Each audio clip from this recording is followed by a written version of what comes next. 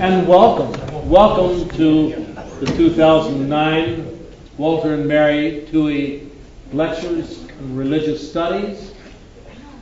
It's now well over 40 years since Walter Tuohy, the CEO of the C&O Railroad, established these lectures. And over the years, we've had, I counted them, well over 50 persons participating, lecturing, giving lectures. So people have come from all over the world to help us at our campus and to enrich the community of Cleveland. And we think it's a wonderful thing, and we're very pleased with the Tuohy family for having done this. Now, this evening, I will ask my good friend, longtime colleague, former chair of the Tuohy chair, former director of the Tuohy chair, and former department chairman, Joe Kelly, to introduce this year's Tuohy professor.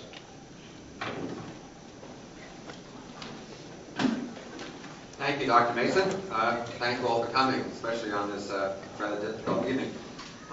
As Dr. Mason mentioned, the Tuohy chair has been here for quite some time, and it deals with interreligious studies, and the university is able to bring to campus visiting scholars to give classes and public presentations. Now, where do we find these scholars? The members of the department who are active in their fields know many productive scholars whom we could invite. But we want more than just scholars. We want good classroom teachers for our students, and we want engaging speakers for our general audiences. A few years ago, when Dr. Mason asked department members to make recommendations to him, I thought immediately of Kelly McCarthy Spoerl. Dr. Spoerl has fine academic credentials, a graduate of Wellesley College, a master's degree from the Harvard Divinity School, and followed by a doctorate from the University of Toronto. Her credentials further include articles published in leading journals in the field of early Christianity. But beyond that, I have gotten to know her as someone who will be a good teacher and colleague as well as a scholar. Some years ago, I was in charge of the annual meeting of the North American Patristic Society, the leading scholarly association in the field of early Christianity. I scheduled a session on the introductory course in early Christianity.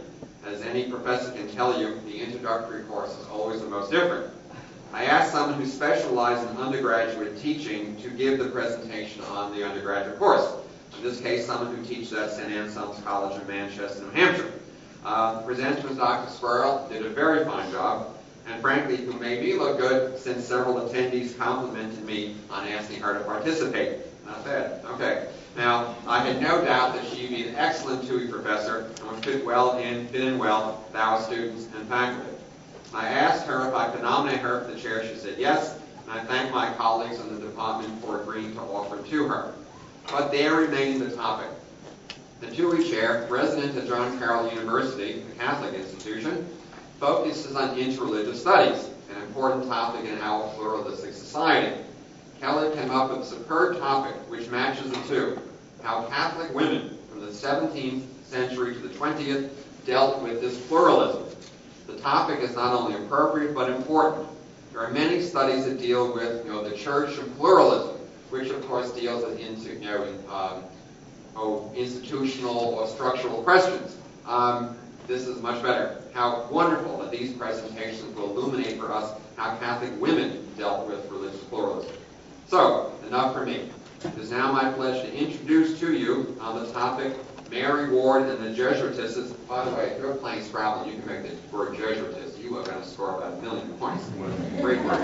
But in any event, the Tuohy professor, my colleague, my friend, Dr. Kelly McCarthy Spoerl.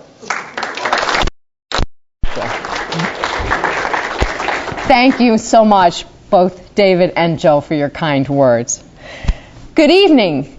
Good evening. Thank you. It's a great honor to be asked tonight to give the first of the Tuohy lectures in interreligious studies here at John Carroll University.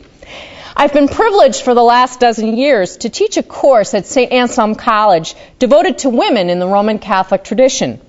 I have found over the years that some of the women who especially interest me are ones who are active in pluralistic religious environments and who sought to give Christian witness within them. They don't always do this in ways that you or I might be comfortable with today, but they always do so with sincerity and often with great courage. Hence, when I was invited to give this series of lectures, I saw it as the perfect opportunity to explore further the careers and contributions of some of these women and to share them with you. In these lectures, which will look at women from the 17th, 19th, and 20th centuries, you will have an opportunity to learn more about some outstanding women who have served the Catholic Church in its outreach to the wider society, and how their thoughts and efforts might help the Church continue this mission today in an ever more complex multi-faith world. The subject of the lecture I will give tonight came to me early one morning 2 summers ago when I was racking my brain for a suitable candidate for the first of these TUI lectures. I had settled upon some of the later topics, but I couldn't quite figure out which one to start with. From the fog of anxious half-sleep came the name of Mary Ward, the Englishwoman who founded the Institute of the Blessed Virgin Mary in the early 17th century. Instantly, I knew that she was the perfect topic for my inaugural lecture. She was closely associated with the Society of Jesus throughout her life, and so an excellent subject for a lecture to be delivered here at this fine Jesuit institution. Now, I'm not naming any names, but when I first proposed this topic to a long-standing member of the religious studies faculty here at John Carroll, it turns out that he had never heard of Mary Ward. On some level, this was surprising at a Jesuit educational institution, but on another, as I reflected, perhaps not so astonishing. The relations Mary Ward had with the Society of Jesus during her lifetime were ambiguous, and these relations continued to be ambiguous late into the 20th century, almost 3 centuries after her death. Moreover, Mary Ward's attachment to the ideals of the Jesuit order had tragic ramifications for her and her associates in early 17th century England and continental Europe. Mary Ward's tragedy was that she wanted to found a female religious order that would be the feminine counterpart of the Society of Jesus. She wanted her order to be devoted to the same sorts of wide-ranging apostolic ministries the Society pursued in its early years, activities such as teaching, catechesis, and service. She wanted members of her order to have the same freedom from restrictions to such activity male Jesuits enjoyed. Simple, not solemn vows, freedom from formal cloister or enclosure, the mobility to move from foundation to foundation as need arose at the direction of a general superior subject only to the Pope. As some of you may know, the new form of religious life the male Jesuits represented in the early modern period was not universally appreciated by the Roman Catholic Church and its authorities. Mary Ward and her early associates were doubly hampered by the fact that they wanted to adopt this novel form of religious life as women at a time when traditional roles for women, both inside and outside the cloister, were being reasserted. Mary Ward's history, as I shall tell, is fraught with danger, daring, and ultimately defeat.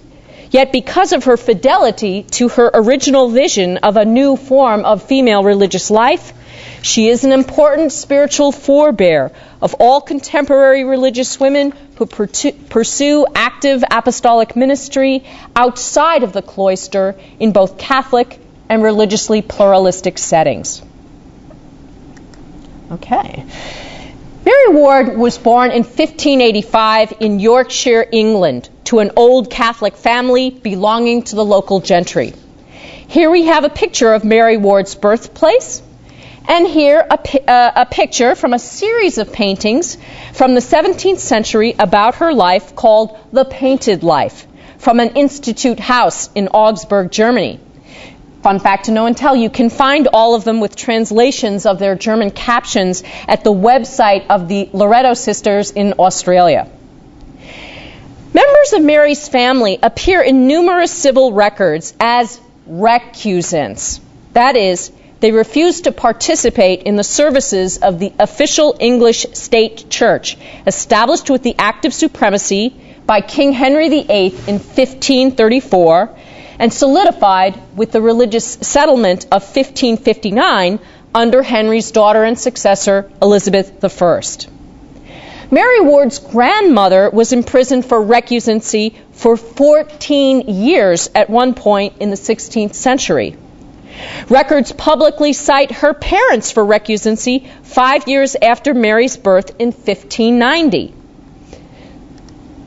In 1605, two of Mary's maternal uncles, John and Christopher Wright, were among the Catholic conspirators implicated in the gunpowder plot to blow up Parliament and King James.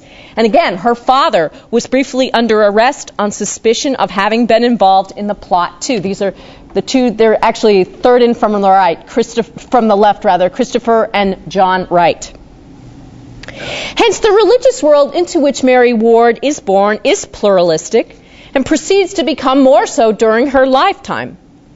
From 1534 onwards, Christianity in England was divided between Protestant Anglicans and those who persisted in the practice of Roman Catholicism. Throughout the 16th and 17th centuries, then, English Protestantism would further subdivide into what, in the 18th century, became various denominations, such as the Congregationalists, the Baptists, Quakers, and so forth. For the first 35 years or so, the breach between Protestants and Catholics that Henry VIII initiated was not as clear-cut as it would later become. And this was largely due to the abrupt switches in religious policy that Henry's heirs pursued. Here is a portrait of Henry VIII, who initiated the break with Rome, though the doctrine and practice of the Anglican Church under him remained essentially no different from that of Roman Catholicism. His son, Edward VI, promoted a more radical Calvinist-style Protestantism called Puritanism. You see a lot of iconoclasm during his reign. Edward's sister and successor, Mary Tudor, attempted to restore Roman Catholicism. Mary's successor, Elizabeth I, then, supported a moderated Protestantism that still incorporated some features of the outlawed Catholicism, including the lovely polyphonic music of William Byrd that I was playing before this lecture started. He actually was a Catholic, but Elizabeth liked his music so much she pretty much let that slide. And he didn't get into trouble. This split, however, between Anglican Protestantism and Roman Catholicism became more severe after 1570, when Pope Pius V issued a papal bull excommunicating Elizabeth and absolving subjects of obedience to her. Thereafter, legislation against Catholics, which had begun with robust fines for non-attendance at state-sponsored services, became increasingly more stringent, seeking both to penalize Catholics for continuing to practice their religion and to coerce them into eventual conformity with the state church. Legislation exacted fines for not attending Anglican services, for not receiving communion at Anglican services, certainly for hearing Catholic Mass. Laws prohibited the circulation of Catholic devotional literature or papal documents. It became a crime to import or receive Catholic religious goods of any sort, rosaries and the like, on pain of the forfeiture of the guilty parties' lands and goods. Catholic religious schools were closed, and parents were not allowed to send children to the continent for religiously sponsored education. Indeed, at various points, Parliament was considered legislation to have the state remove children from the custody of recusant parents. Recusancy in this period disqualified one from entrance into the Oxford or Cambridge universities. It disqualified one from employment in the professions or the civil service. A Catholic could not serve as the executor of a will or as the guardian of a child. Religious life had disappeared with the suppression of the monasteries under Henry VIII beginning in the mid-1530s. Significantly for Mary Ward's later ministry, in 1581, and largely in response, to the beginning of the Jesuit mission in England in 1580 under the leadership of Edmund Campion and Robert Persons, Parliament passed a law making it an act of treason punishable by death to reconcile any English subject to the Roman Church or to aid anyone in doing this. It was under this law, in the year after Mary Ward's birth, in 1586, that St. Margaret Clitheroe, herself a convert to Catholicism from Anglican Protestantism, suffered the punishment peine forte et dure for the crime of harboring and abetting missionary priests. That is, under torture, she was pressed to death between two boards, the top one weighted with stones, all the while refusing to enter a plea to the accusations made against her in hopes of preserving the family property for her children. So England in the late 16th and early 17th centuries is a pluralistic religious environment, but I don't think anyone would say that the kingdom was enjoying a good ecumenical moment. There is overt religious persecution going on, and it escalates throughout the period. Of course, as recent scholarship has detailed, there's always a gap between the ideal envisioned by state policy and the reality on the ground. The enforcement of anti-Catholic legislation could be brutal, as the case of Margaret Clitheroe demonstrates, but it could also be slack or non-existent, as conforming Anglicans refused to denounce their recusant neighbors, and ill-paid officials were either unmotivated to pursue policies that were unpopular in many communities, or happy to accept bribes to look the other way when illegal practices were going on. Large Catholic clans often observed and tolerated a variety of responses to the hostile legislation. Sometimes clans split over religious policy, with some portions converting to the state religion, others persisting in the practice of Catholicism. Intermarriage between Catholics and Protestants was not uncommon, which could also produce religious diversity within families. And such diversity did not always result in a cessation of normal relations between family members, which often went on as before. This must be the context in which we place the report that as a child, Mary Ward was warned not to discuss religion when visiting Protestant cousins. Many Protestants actively helped Catholics conduct their religious lives and elude the authorities. Mary Ward will benefit from such dangerous generosity during her years of ministry in London. Other Catholics tried to protect family property and the welfare of their children by adopting a policy of divide and conquer. That is, the family patriarch would attend Anglican services, while wife and dependents practiced Catholicism at home. This practice gave rise to a class of Catholics identified as church papists, who vexed both Catholic and Anglican authorities alike. In addition, the domestication of Catholic practice that this strategy involved gave women an important role to play in the recusant movement, in the context of which Mary Ward's life and career also finds a place. It's because of the widespread persecution of Catholicism that Mary Ward's childhood and teenage years were largely itinerant. Itinerancy, moving from residence to residence, was a common strategy among recusants to avoid prosecution for non-attendance at Anglican services or the harassment of the so-called pursuivants, agents of the crown charged with searching out Catholic persons and property. Hence, Mary Ward spent her childhood in the homes of various relations, generally in the environs of the northern city of York. Significantly, while staying in many of these homes, Mary was introduced to Jesuit priests, either resident or temporarily serving in these houses. At the age of 15, Mary received a call to religious life, which under the circumstances necessarily required a removal to the continent. Neither Mary's parents nor her Jesuit spiritual director were initially supportive, and they made various attempts to induce her to accept marriage with Catholic aristocrats. This is kind of an effort to sort of boost the numbers of Catholics by encouraging Catholics to marry and have large families in the hopes that Catholicism would be able to regain its numbers should it be legalized again. However, Mary's wish to enter a convent eventually prevailed. Oops. There we go. And in 1606, she traveled to the town of Saint-Omer in the Spanish Netherlands.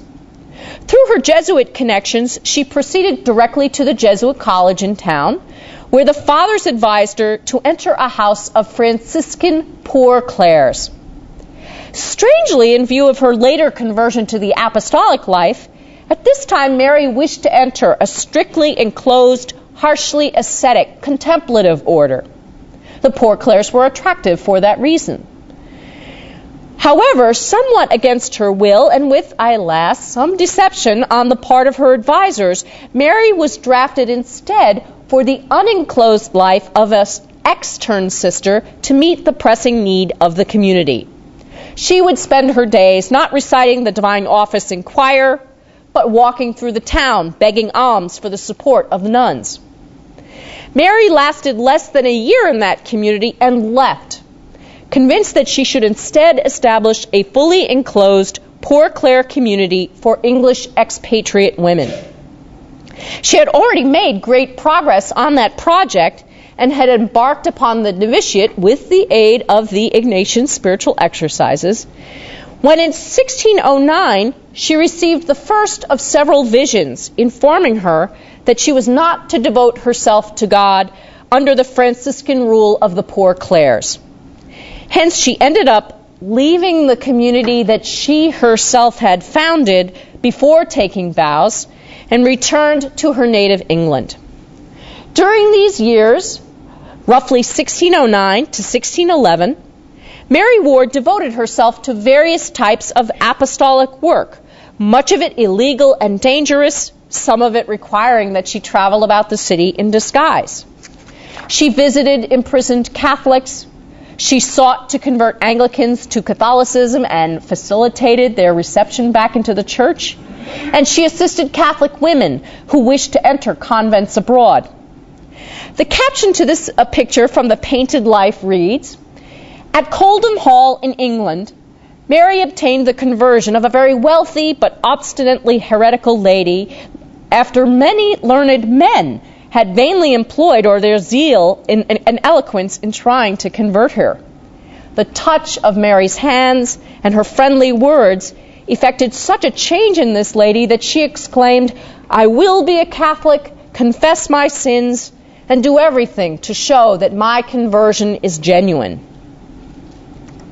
The caption to this next picture reads, "Mary's great zeal for souls and ardent desire to bring her aunt, Miss Grey, to the Catholic faith impelled her on one occasion to exchange her noble attire for the dress of her serving maid. Thus disguised, she hoped to be more free to talk to her aunt in a prearranged house in London." This panel in particular shows again that English families in this period were divided in their religious allegiances, and also that Mary's activities in attempting to evangelize Anglican members of her own family, because of their illegality, were dangerous and required the precautions of disguises and what were in effect safe houses. For all we know, one of those safe houses may have been provided by a slightly older contemporary of Mary's, the playwright William Shakespeare, shown here in this possibly lifetime portrait just published today. Shakespeare himself was someone who outwardly conformed to the state church while having numerous links by family and acquaintance with the recusant movement. He is reported to have purchased a home known to have harbored Catholics in London a few years before he died in 1613, the actual date of the purchase.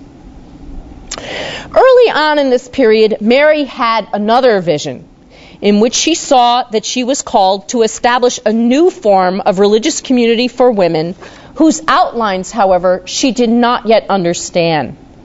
She was convinced, however, that it would be more to the glory of God. hence the name for this vision in the literature, the Gloria vision. That's right. As she waited for clarification and still continuing her dangerous apostolic work, Mary gathered together the group of women who would form the nucleus for her new institute, which eventually returned to Saint-Omer, where they began a school for girls.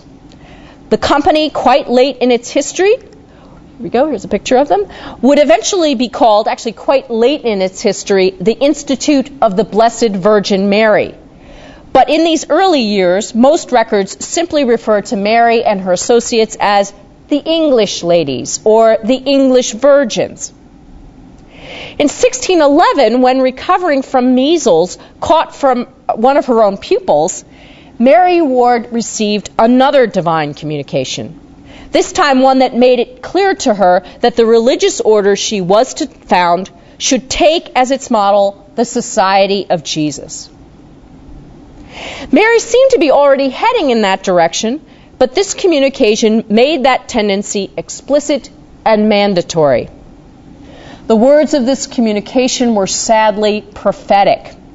They ran, "Take the same of the society. Father General will never permit it. Go to him." These words provided the agenda for the rest of Mary Ward's life, as she strove relentlessly to implement the Jesuit inspiration for her order while trying and failing to get the support of the Jesuit general for it. Failure to get the support of the Jesuit general, then, would have devastating ripple effects in the Roman Curia for Mary Ward's Institute. The Jesuit inspiration for the life and work of Mary Ward's Institute was evident in many ways. Like the Jesuits, Mary looked to the Jesuit motto, Ad Maiorem Dei Gloriam, to the greater glory of God, as the articulation of the chief purpose of the order.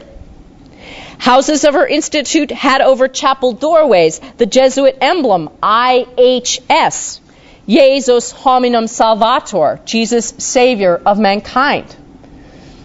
Members of Mary's Institute began the novitiate with the spiritual exercises and were instructed to repeat them at yearly retreats. According to one plan for the Institute, members were to take Jesuits as their preferred spiritual directors. Like the Jesuits, the English ladies took vows of poverty, chastity, and obedience, and recited the divine office privately, not in choir, which was the defining feature of so much previous monastic life. Members retained their family names and practiced a moderate asceticism, when we see that ideal in Mary's frequent exhortations to her sisters in her letters to get at least 7 hours of sleep nightly. Quite firm about that.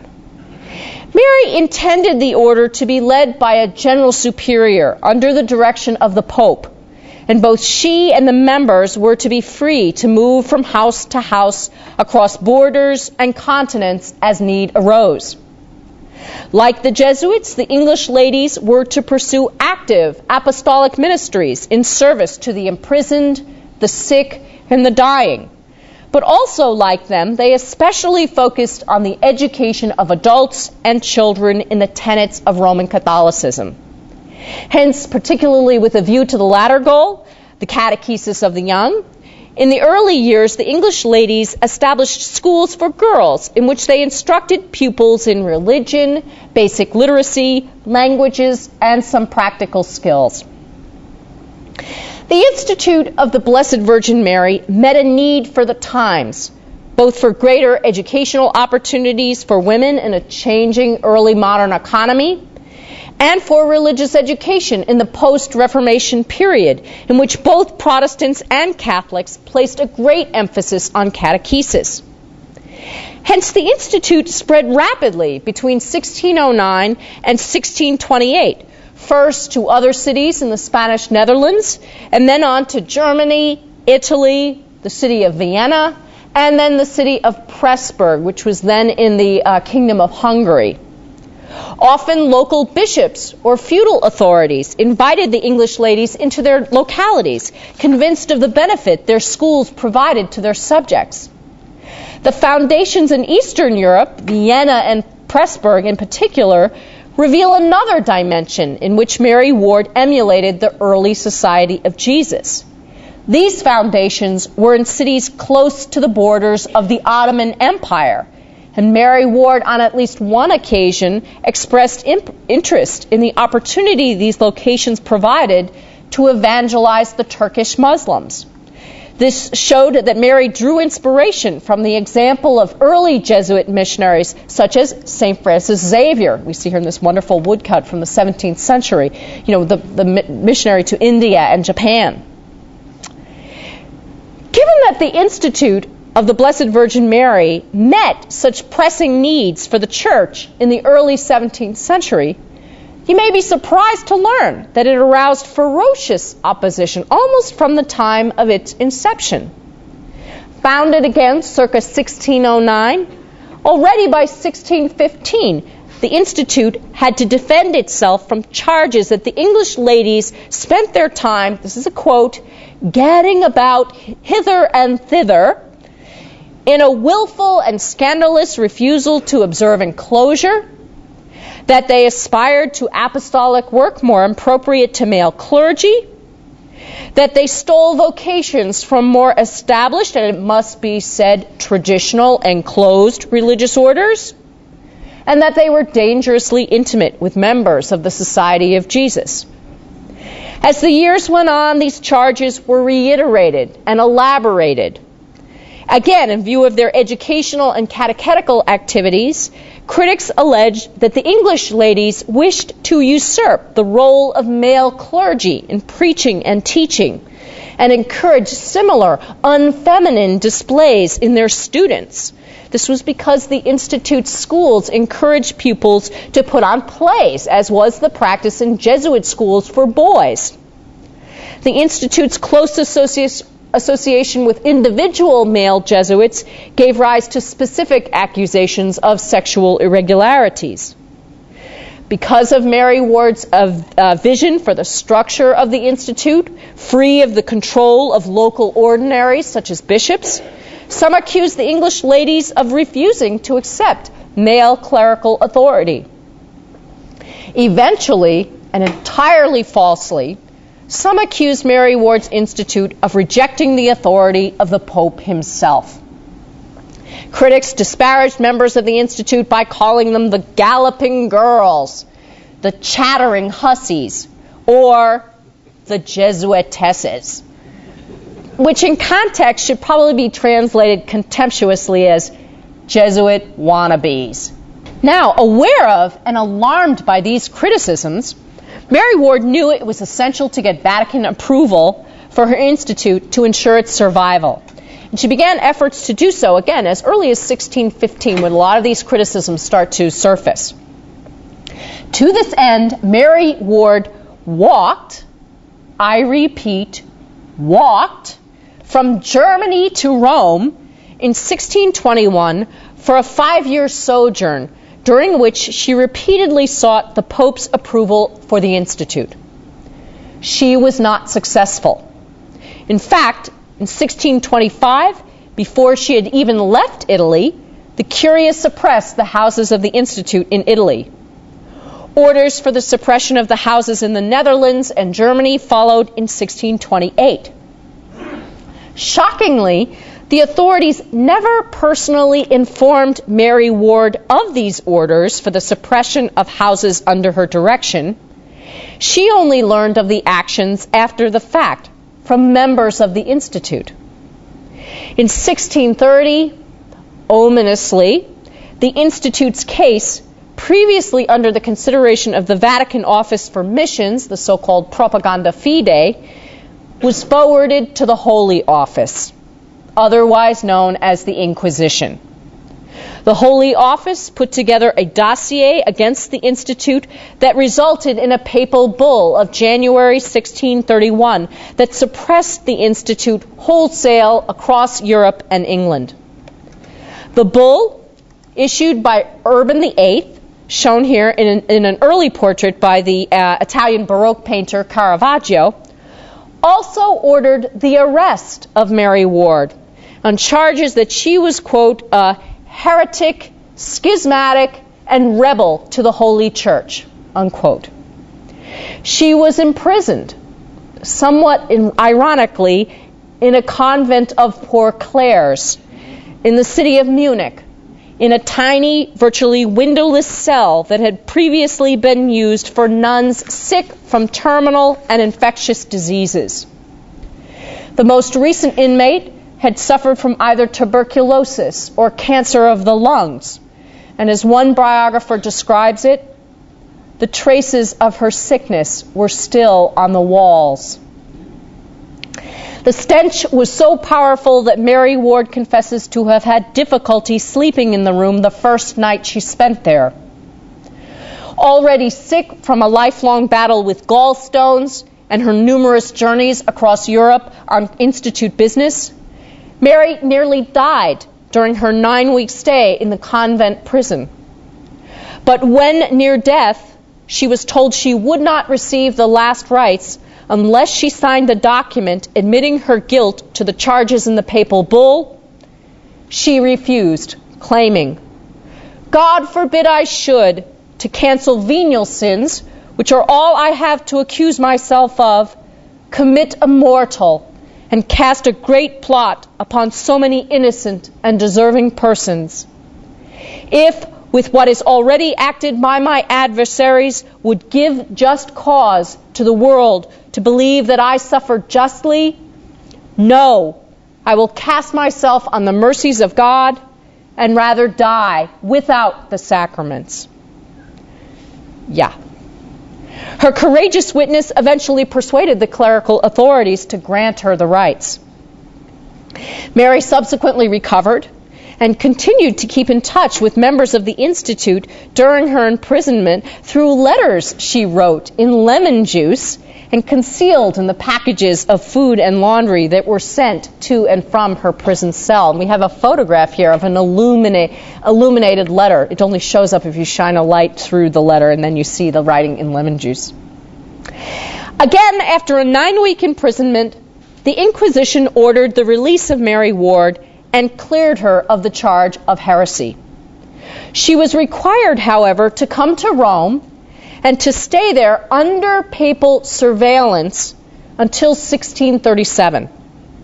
She thereafter spent the remainder of her life traveling about Europe seeking the rehabilitation of herself and her remaining associates in the hopes that the Institute might be reanimated and eventually approved as a religious order, perhaps after her death.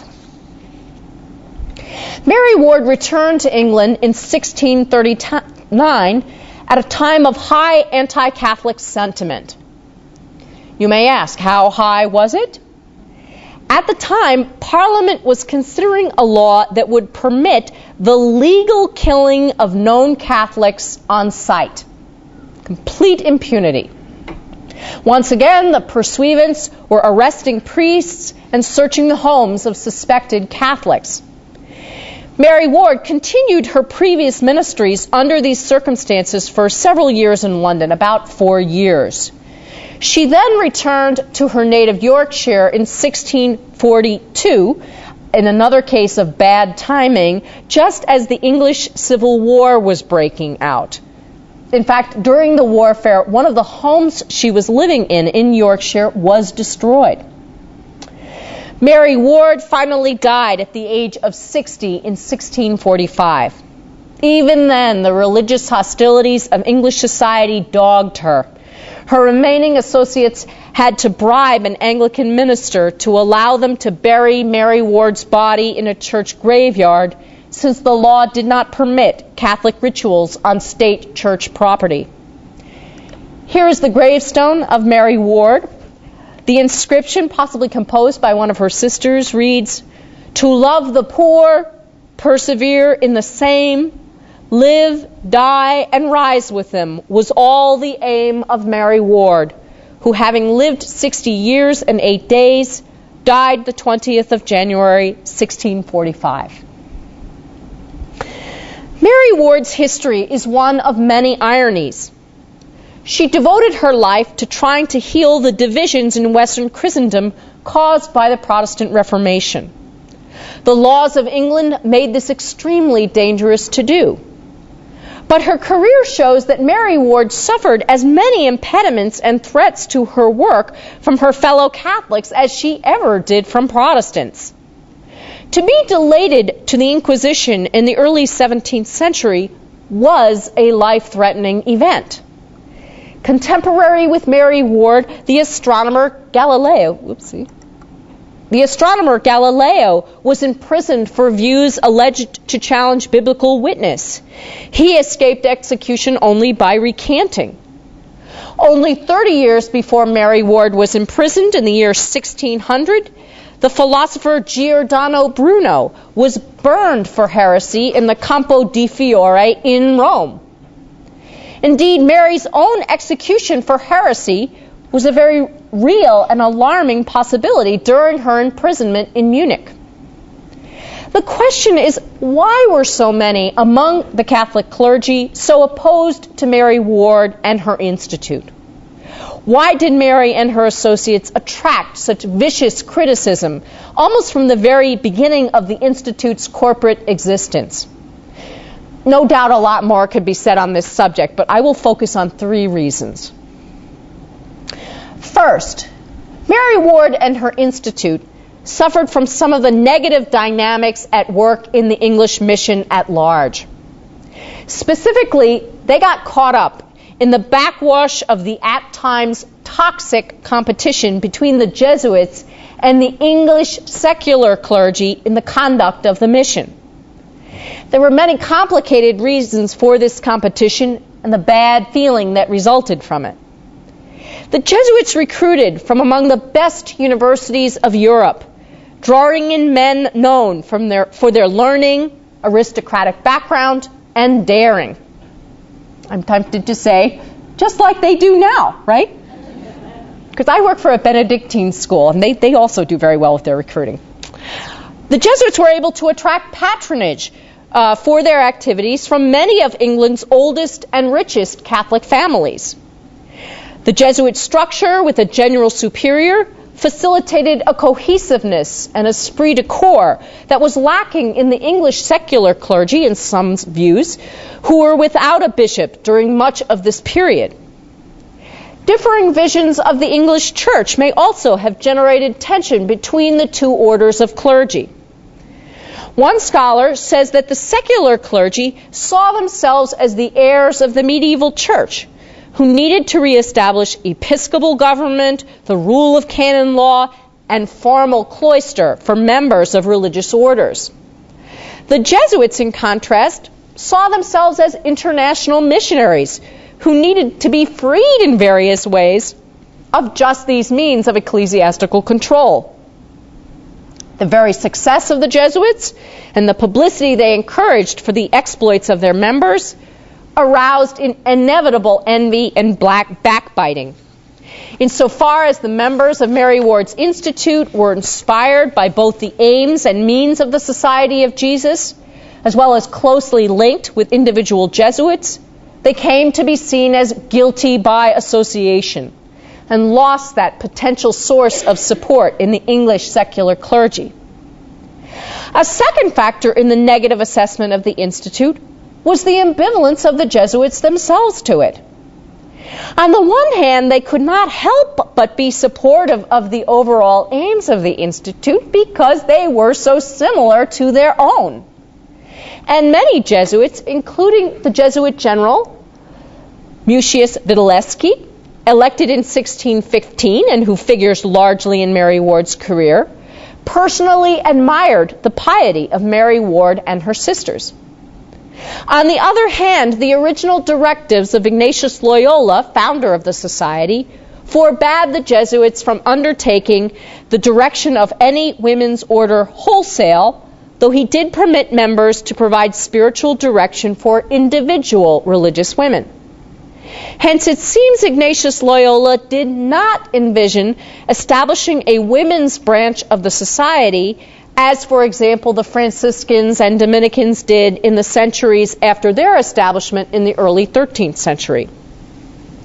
This, in turn, provided the justification for the Jesuit general and others in the order to refuse to help Mary Ward as she sought papal approval for the Institute. In addition, some of the documents indicate that some Jesuits were frankly embarrassed by the imitation of their way of life and ministry by women, as if such imitation devalued their own life and work. And this embarrassment, especially in Italy, home of the Curia and the Jesuit general, was conditioned by, I'll just say it, the traditional sexism of the culture, which prescribed for women o muro o marito, either a wall or a husband, either a cloistered religious life or a marriage, one or the other. This culture could not tolerate a form of women's religious life that did not include formal enclosure, and it found this aspect of the Institute's life especially troubling. This resistance to unenclosed apostolic ministry for women, moreover, had been codified in the legislation of the Council of Trent, held from 1545 to 1563, which required cloistered life for women's religious orders, whether old, reformed, or new. So it's important to remember, Mary Ward is not just up against the English secular clergy or up against the Jesuits, she was up against settled church law too. Now, experiments in unenclosed religious life for women pursuing apostolic work in fields such as education and nursing had been ongoing for 3 centuries or more in Northern Europe, in places like France and the Low Countries. One can cite the example of the medieval Beguines, who pursued teaching, nursing, and ministry to the dying. In the early modern period, one can cite the example of some of the first teaching congregations in France, such as that started by the early Ursuline and de Saint-Ange. Even in Rome, St. Francis of Rome in the 14th century founded an unenclosed community for women, the so-called Tor di Specchi. But these associations were generally local ones, under the jurisdiction of a bishop, and did not aspire to international status as religious orders, which was the intent of both the Society of Jesus and the Institute of the Blessed Virgin Mary. Women's religious orders aspiring to active apostolic ministry in the 17th century, such as the Ursulines or the Visitation founded by St. Francis de Sales, generally had to accept enclosure to win papal approval and the opportunity to expand. Mary Ward's tragic experience resulted from her refusal to compromise as other new orders did with the innovative vision of religious life she believed God had given her. The truth is, Mary Ward represented the future of women's religious life in both the old and new worlds. And the 17th and 18th centuries witnessed continuing battles and the progressive advance of unenclosed religious life for women. This advance eventually triumphed to the point that most of the religious women, I would guess everyone here is familiar with, embody the ideal Mary Ward envisioned. As for her institute, after Mary Ward's death, her associates continued to cherish her ideals. They established schools and houses in northern England and Germany in the later 17th century, and the life and work of the Institute continued to expand, granted, because of the Bull of Suppression, as a lay congregation. The rule for the Institute received confirmation in 1703. In 1748, the Institute received the right of self-government under a superior general. Full papal approval of the Institute as a religious order occurred in 1877. Sadly, again because of the papal bull of 1631, members of the Institute were forbidden publicly to acknowledge Mary Ward as their foundress until a decree of Pius X in 1909, 300 years after the establishment of the Institute. The Institute was formally allowed to adopt the Jesuit constitutions in 1977, and the Roman branch of it now bears the name the Congregation of Jesus. Now, bringing us back, we're pointing us forward to the future. The Institute of Our Lady of Loretto was founded in the early 19th century in Dublin, Ireland, as an offshoot of the Institute of the Blessed Virgin Mary.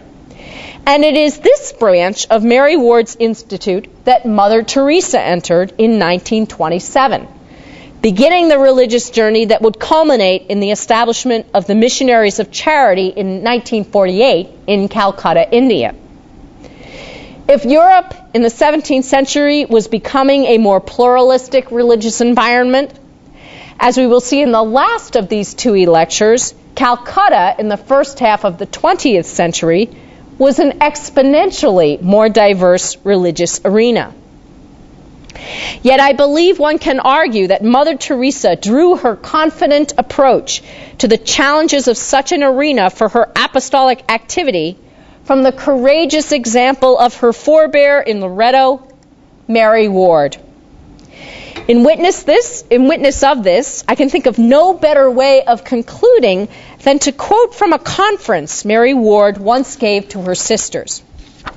She was responding to a remark of one clergyman who, hearing the praises of the Institute, remarked dismissively, "It is true while they are in their first fervor, but fervor will decay, and when all is done, they are but women." To this Mary replied, "It is true that fervor doth many times grow cold. What is the cause? Is it because we are women? No, but because we are imperfect women, and love not verity, but seek after lies. The verity of the Lord remains forever, and this verity women may have as well as men. If we fail, it is for want of this verity, and not because we are women. I hope in God it will be seen that women in time will do much." I hope to show you throughout these lectures that Mary Ward's words were amply fulfilled. Thank you very much.